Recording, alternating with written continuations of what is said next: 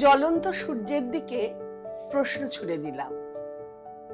অনেকটাই তো বয়স হলো দিবাকর, বার্ধক্য কিন্তু তোমার এসেই গেছে, তবুও তোমার এত তেজ কিসের বলো তো?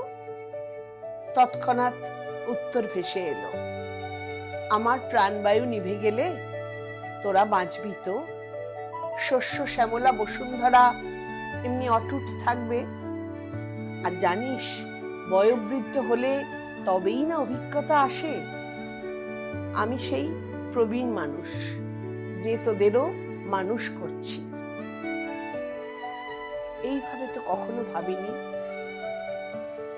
লজ্জিত হলাম, নতজানু হলাম প্রাণ পুরুষের কাছে। সন্ধ্যের অন্ধকার যখন ধীরে ধীরে ধরায় নেমে আসছে, গাঢ় হচ্ছে গাছগুলির অন্ধকার, সেই সময় হঠাৎ চাঁদ হেসে উঠল।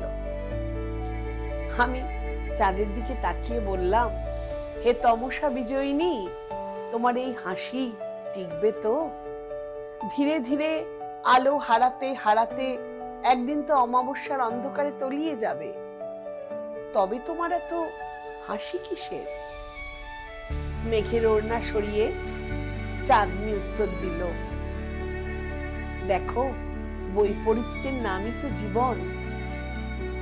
বিপরীতটা না দেখলে আসলটাকে কখনো অনুভব করা যায় না। তাই তো আমি মাঝে মাঝে লুকিয়ে পড়ি, অন্ধকার করে দিই। তখন তোমরা আলোর জন্য তৃষিত হও। তবেই তো আমি আবার দেখা দিই, আবার হেসে উঠি, তোমরাও প্রাণিত হও।